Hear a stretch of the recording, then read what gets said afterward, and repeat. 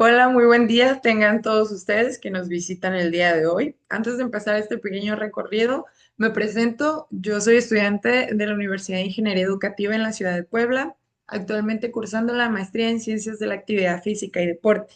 Esta actividad está basada en la asignatura de la materia del sistema neuroendocrino y neuromuscular impartida por el catedrático doctor Javier Eduardo Rojas Figueroa. Mi nombre es Ana Karen Lucero Mendoza, y licenciada en Cultura Física, originaria de la ciudad de La Paz, Baja California Sur, y te presento este pequeño trabajo el día 25 de mayo del 2025. Damos inicio con la presentación diciendo que esta actividad o esta tarea está basada en un artículo de investigadores españoles, los cuales se basaron en la influencia del ciclo menstrual en el entrenamiento de fuerza. Más adelante te dejaré la referencia del artículo para que igual si gustas lo puedes checar o buscar más adelante. Ahorita te voy a dar una pequeña resumen de lo que vimos dentro de este artículo. Sin antes mencionar que sabemos que el ciclo menstrual es un proceso fisiológico natural que nos afecta a millones de mujeres en edad fértil y su influencia va mucho más allá de los cambios hormonales visibles que podemos llegar a tener.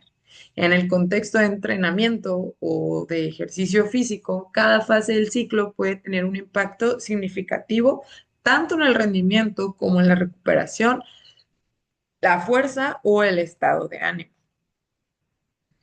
El entrenamiento de fuerza es una disciplina que exige precisión, constancia y comprensión profunda de los factores que influyen en el rendimiento físico. Uno de estos factores, a pesar de que es muy pasado por alto, es el ciclo menstrual.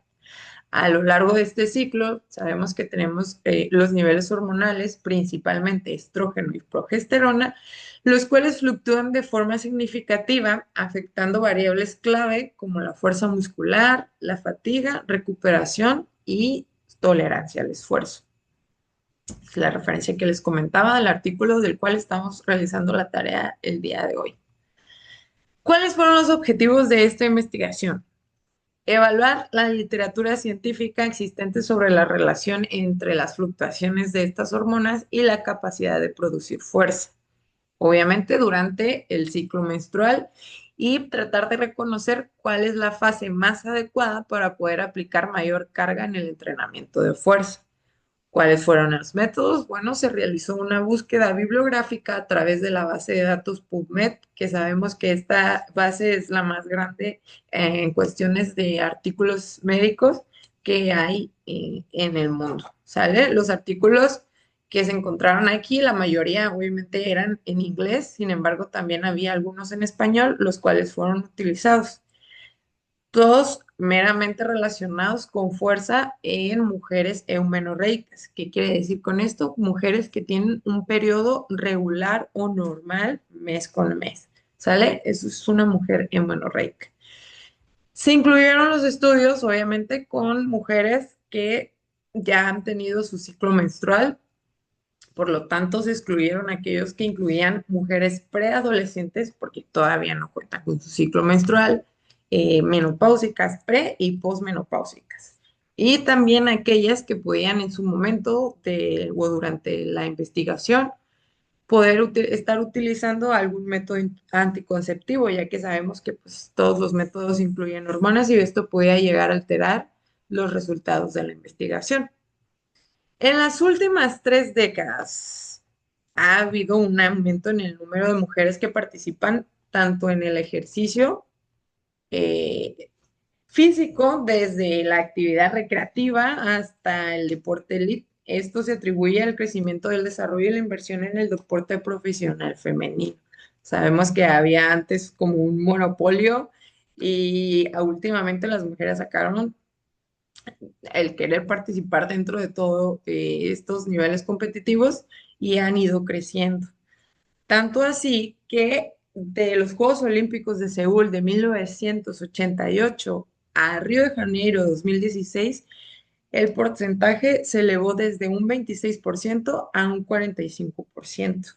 De hecho, ahora en Tokio, nuestros últimos Juegos Olímpicos 2021 se convirtieron en los juegos más equilibrados en cuanto a género de la historia, con el mismo número de medallas disponibles tanto para hombres como para mujeres, lo que predice que la participación femenina en los próximos Juegos podría aumentar hasta un 49%. Nos encontramos con un investigador llamado Duasu y su compañía que en 2018 hicieron pues, una investigación concluyendo que naturalmente una de las diferencias fisiológicas entre los ambos sexos es el ciclo menstrual, que es uno de los principales factores que influyen dentro de la práctica deportiva femenina, ya que afecta al sistema endocrino y su relación con el rendimiento femenino ha suscitado un creciente interés tanto como para atletas, entrenadores, médicos e investigadores que representan una línea de investigación en desarrollo porque se han desde 1900, más adelante te lo voy a mencionar exactamente en qué año, se han realizado muchísimas investigaciones y la mayoría han mostrado resultados no concluyentes o que no tienen un mismo resultado debido a la variabilidad. ¿Sale? Entonces, recordamos que el periodo fisiológico inicia desde el sangrado el día cero hasta el día anterior al siguiente sangrado, es decir, que son aproximadamente de un 28 días, que es la duración de un ciclo normal. Durante este periodo hay ondulaciones fisiológicas de las cuatro hormonas, estrógeno, progesterona, hormonas fólico-estimulantes y luteinizantes. Suelen dividirse en dos fases, que es la folicular y que es digamos que se considera la segunda etapa del ciclo menstrual, porque la primera es la menstrual cuando ya tienes, digamos, el flujo. La folicular es cuando apenas se está dando el inicio después del flujo, sale, y la lútea que ya es la última etapa. Aunque dentro de estas dos se puede añadir la ovulatoria, que eh, ahorita más o menos vamos a indagar en esa etapa, ¿sale? Vamos a decir qué nos pasa en esta etapa. La clasificación del ciclo menstrual utilizando solo estas dos fases no distingue suficientemente bien los múltiples entornos hormonales que ocurren dentro de estas fases, por lo cual se consideró y si son utilizadas dentro de esta investigación, crear o utilizar las subfases, que dentro de estas subfases están la folicular temprana, la tardía, ovulatoria, lútea y premenstrual. Mencionábamos hace rato los 28 días de duración del ciclo menstrual. En general, el ciclo menstrual a lo largo de la vida abarca desde la pubertad hasta la menopausia, interrumpiendo únicamente por el embarazo, la lactancia o ciertas patologías. Su regularidad es sensible a factores como el estrés. Cuando nosotros nos llegamos a sentir muy estresadas, puede que nuestro ciclo menstrual pueda llegar a tener un ligero cambio. Si, por ejemplo, nos llegaba a bajar los 20 y yo estoy en una situación de estrés o problema emocional, puede que ese 20 se convierta en un 30, pero sin embargo, siempre llega el día en el cual se presenta. Pero después con el tiempo, digamos que digamos, se normaliza todo dentro del organismo, puedes llegar a retomar o volver a ese día en el cual realmente tu regla o tu ciclo menstrual da inicio. Hablábamos de las diferentes subfases. Cuando nos referimos a la folicular temprana, decimos que comienza con la menstruación, que es la fase del sangrado, que suele durar entre 4 a 6 días. En esta fase, las concentraciones de hormonas sexuales femeninas son relativamente bajas y estables. En la folicular tardía, dura hasta la ovulación y la concentración máxima de estrógenos, lo cual coincide con los niveles bajos de progesterona. Cabe mencionar que obviamente vamos de la folicular temprana, continúa con la tardía Seguimos con ovulación, que antes de esta se produce una disminución de la concentración de estrógenos para promover la ovulación, que es el aumento de la hormona luteinizante para promover la fecundación. La lútea, que es la última de las fases, comienza unas horas después de que el ovocito haya sido expulsado del folículo maduro. ¿Qué pasa con este cuerpo lúteo que secreta progesterona, que es cuando alcanzando su pico máximo y una menor cantidad de estrógenos? Bajo la influencia de ambas hormonas, pero especialmente de la progesterona, el endometrio inicia su fase secretora, indispensable para preparar al útero para la implementación o la implantación, perdón, en el caso de la fecundación del ovocito. Si no hay implantación, el cuerpo lúteo se degenera en pocos días a medida que disminuyen las concentraciones hormonales, lo que desencadena una nueva menstruación al desprenderse el endometrio del útero, que es cuando vienen sus días que no nos gustan. Por lo tanto, durante estas fases del ciclo menstrual existen dos hormonas principales cuya concentración varía a lo largo del ciclo menstrual, que hablamos o hemos mencionado que estas dos hormonas son el estrógeno y la progesterona. Hablamos un poquito de ellos. Mencionamos la primera, que es el estrógeno, una hormona con una supuesta función anabólica, es decir, que promueve el crecimiento muscular, mientras que la progesterona no ha sido o no se ha relacionado con las vías catabólicas.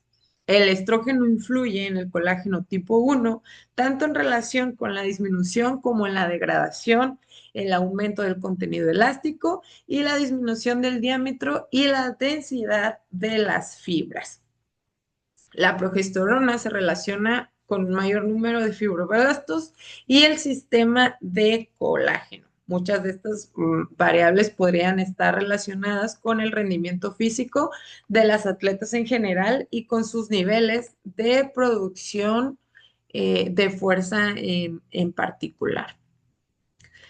La influencia de estas hormonas y las fases del ciclo menstrual en la capacidad de generar fuerza no está del todo claro y varios estudios muestran resultados contradictorios.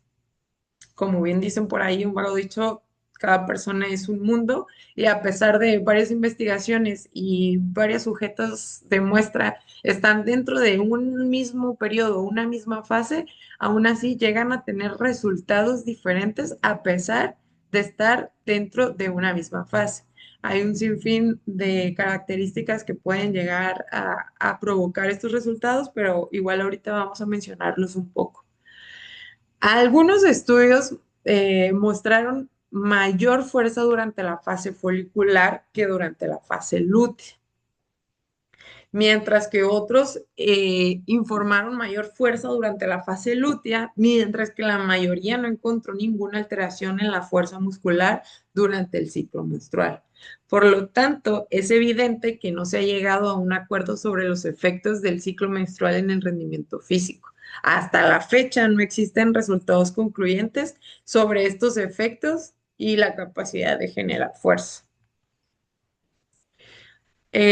Aquí, de este modo, aquí vamos a hacer una pequeña reducción de lo que vimos en el artículo. Como habíamos dicho, el objetivo era establecer el análisis de las diferentes literaturas científicas que abarcaran eh, participantes con el ciclo menstrual y determinar la fase más adecuada para aplicar fuerza en el entrenamiento. Sale la búsqueda, fue a través de PubMed, la inclusión, exclusión, ya habíamos mencionado el tipo de mujeres, obviamente cualquier estudio relacionado con producción de fuerza y hombres fue totalmente descartado por cuestiones, yo creo, lógicas. Tipo de estudios, fueron todos estudios experimentales. ¿Sale? Habíamos comentado que los que se utilizaron estudios en ambos idiomas, inglés e español. Y la búsqueda de estudios fue desde el año de 1996. Las participantes que buscamos, obviamente, que incluyeran mujeres con ciclo menstrual, que fueran eumenorreicas. Era muy importante especificar que fueran eumenorreicas y no irregulares, porque obviamente las fases entre una eumenorreica y una mujer que tuviera un periodo irregular hubieran variado muchísimo y era imposible comprobar realmente la fase en la que estaba colocada. Eh, a continuación les voy a mencionar unos cuantos ejemplos de aquellas investigaciones que se llevaron a cabo para realizar este artículo. En este caso, uno de ellos fue Daza y compañía, que en el año de 2021 su objetivo de su investigación fue checar el efecto de los ciclos menstruales en el rendimiento de fuerza en atletas femeninos altamente entrenados a lo largo del ciclo menstrual y examinar si las participantes eumenorreicas con fluctuaciones hormonales naturales mostraban un mayor rendimiento dentro de la fase folicular al inicio del periodo o en comparación de la fase lútea, que es cuando se va culminando el periodo. Las participantes en esta investigación fueron mujeres humanorreicas en deportes tanto como de fútbol, balonmano y voleibol, compitiendo todas a nivel nacional. El método fue a través de un ejercicio de fuerza de agarre isométrica voluntaria máxima de la mano dominante. Se midió utilizando un analizador digital de pinzas, agarraderas y el press de pierna neumático. Las fases en las cuales fueron evaluadas fue la fase del ciclo menstrual, fase folicular y lútea. La evaluación de esta se llevó a cabo a través de los niveles de hormonas en suero mediante muestras de sangre venosa en ayunas, no antes de las pruebas de cada visita. En cada visita me refiero a cada vez que les hacían las pruebas durante las diferentes fases. Los resultados fueron que no se encontraron cambios estadísticamente significativos en las dos fases diferentes del ciclo menstrual en términos de rendimiento físico. En cuanto al test de fuerza de presión isométrica, los valores más altos se dieron en la fase lútea. Al final, en la prueba de prensa de piernas, los valores fueron prácticamente similares a lo largo del ciclo menstrual, siendo la fase folicular el que registró un mejor valor. Esta investigación se llevó a comparar mucho con la del siguiente investigador, que es Pallavi, que en el año de 2017 realizó una prueba de fuerza muy similar. Sin embargo,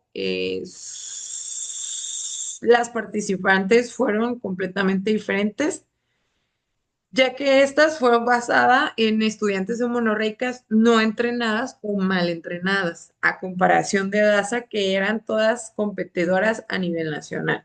El método que utilizaron en este caso fue evaluar la fuerza muscular, por lo que se eligió un ergógrafo, mozo y el dinamómetro de mano como herramienta de prueba. Las fases que se evaluaron igual fueron la fase menstrual, folicular y lútea. La diferencia aquí es que para poder realizar la evaluación de dichas fases, no se realizaron una evaluación como tal de los niveles hormonales para poder confirmar estas fases, perdón, como lo fue en la investigación de DASA que hicieron un análisis de sangre. ¿Sale? Los resultados para Pallavi fue que la fuerza de agarre manual fue significativamente mayor en la fase folicular y relativamente reducida en las fases menstrual y lútea del ciclo menstrual. La fase menstrual tiene la menor fuerza en comparación con las otras dos fases. Perdón. Comparados tras el estudio realizado con deportistas, estos mostraron mejores valores de fuerza durante la fase lútea, que es lo que Daza mencionaba, lo cual contradice los resultados de un estudio con las estudiantes no entrenadas, donde se obtuvieron mejores valores de fuerza en la fase folicular, como los obtuvo Pallavi, lo cual esto, al compararlas, genera muchas dudas, ya que la hormona predominante en cada una es diferente, pero debe tenerse en cuenta que las fases evaluadas son escasas, un aspecto que puede influir en los resultados. ¿A qué me refiero con escasas? Fueron muy amplios y no utilizaron esas subfases como habíamos mencionado, como temprana, tardía, entonces hay un margen muy amplio. ¿Sale? Entonces, además que es posible que la preparación física de las participantes también haya influido en los resultados, ya que estábamos hablando de competidoras a nivel nacional y de estudiantes que si bien hacían un día o a lo mejor uno no, entonces sabemos que pudo haber sido una, una constante importante. Hablando de otros estudios que se realizaron en fuerza de miembros inferiores, nos basamos en otro estudio que era de Romero y Moraleda en el año del 2019, que habla que su método fue a través de media sentadilla con diferentes porcentajes de 1 RM, observando únicamente diferencias con porcentajes del 60 y 80%, en el que los mejores valores se obtuvieron en la fase folicular temprana y tardía respectivamente, coincidiendo que la fase folicular tardía con el pico de estrógenos más alto, apoyando así la hipótesis planteada por Smith en el 99, que sugiere que los valores de fuerza más altos se pueden observar porque el estrógeno es más alto en esta fase. ¿Sale? Además, para determinar las fases del ciclo, han utilizado 3 tipos de mediciones según lo recomendado por estos autores o investigadores, los cuales permiten controlar y determinar eficazmente las fases. En este estudio, eh, James no encontró diferencias significativas a lo largo del ciclo menstrual, aunque dejó algunas fases por evaluar, como la ovulación. Y al observar los resultados anteriores, es posible que haya encontrado alguna diferencia en diferencia de las demás etapas. Por lo tanto, existen muchas diferencias entre estos estudios, ya que el nivel de formación de las participantes es muy diverso, así como los métodos de evaluación de las fases y el número de fases evaluadas, lo que hace que los resultados, pues honestamente, sean un poco confusos y poco fiables. En cuanto a la fuerza de presión, se obtuvieron resultados muy dispares que pueden derivar del nivel de entrenamiento de las participantes, así como del método utilizado para determinar la fase, ya que muy pocos coincidieron. Si observamos los estudios relacionados con la fuerza isométrica, no se obtuvieron diferencias significativas a lo largo del ciclo, aunque habría que fijarse en las fases evaluadas y el método para evaluar dichas fases. Como habíamos comprobado en los estudios que bien habíamos comentado, había algunos que se guiaban únicamente por la temporalidad y no a través de un análisis. En cuanto a la fuerza del miembro inferior, los resultados indicaron mejores valores de fuerza en la fase folicular. Por último, los resultados relacionados con las contracciones voluntarias máximas indicaron mejores valores en la fase lútea y de ovulación. Entonces, basándonos en esto, lo más correcto sería tratar de implementar o de crear un plan de entrenamiento basado en estas fases para poder trabajar aún más esos niveles de fuerza en los cuales sí se pudo llegar a reconocer o al menos coincidir la mayoría en la fase en donde se pudiera llegar a desarrollar aún más. Por conclusiones y detalles nada más respecto al objetivo principal de este estudio, podemos concluir que la capacidad de producir fuerza es mayor en diferentes fases dependiendo de la prueba de fuerza realizada. Cuando hablamos fuerza de agarre, la mayor incertidumbre está aquí donde no está claro qué fase produce la mayor fuerza, ya que los resultados de los que obtuvieron los estudios para comparar fueron muy dispares. La fuerza isométrica parece que la capacidad de generar fuerza isométrica no varía a lo largo del ciclo. No hubo una fluctuación muy grande de una u otra. Fuerza máxima está relacionada con la fase folicular, donde es donde habíamos mencionado el pico de estrógenos más alto. La contracción voluntaria máxima se dan dos resultados diferentes, lo que genera dudas sobre qué fase es realmente la que genera más este tipo de fuerza.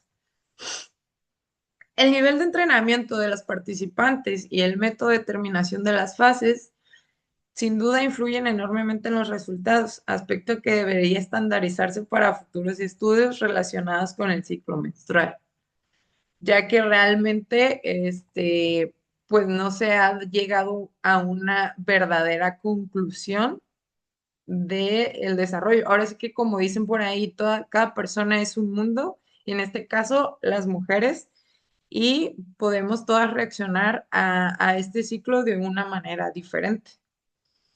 Por conclusión, eh, puedo reconocer la influencia del ciclo menstrual en el entrenamiento de fuerza, y no solo como una cuestión de salud, sino también de rendimiento y equidad en el ámbito deportivo.